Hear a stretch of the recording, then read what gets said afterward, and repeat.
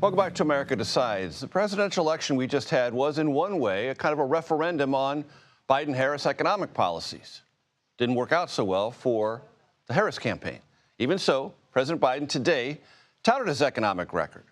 And he said it was better than he got credit for, acknowledging, though, that prices were a key factor in President-elect Trump's win. Here's some of what the president had to say. Next month, my administration will end and a new administration will begin. Most economists agree the new administration is going to inherit a fairly strong economy, at least at the moment. Our Caitlin Huey-Burns joins us from the White House, and lots of presidents have learned that what economists think about the economy and what voters think about the economy often diverge, and voters get the last word. Even so, the administration does want to say that there is going to be a legacy from the accomplishments, as they describe them, and that legacy will last long after President Biden departs. That was part of the remarks today, right, Caitlin?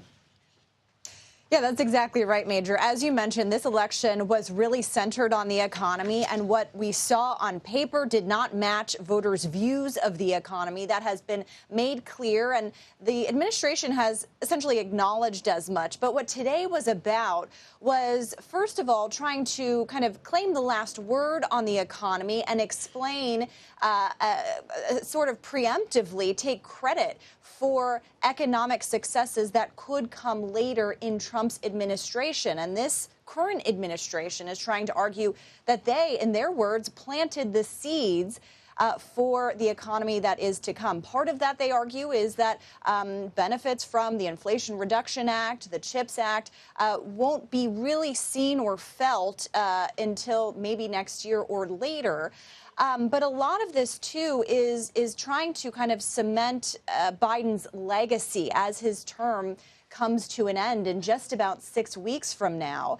But you could argue that a lot of what we heard today, the touted perceived economic successes that this administration believes they've had, versus how voters felt. A lot of this felt like what he had said in campaign speeches before. So the question that we had posed to the administration today and Biden's economic advisor was, where was that disconnect? What could you have done differently?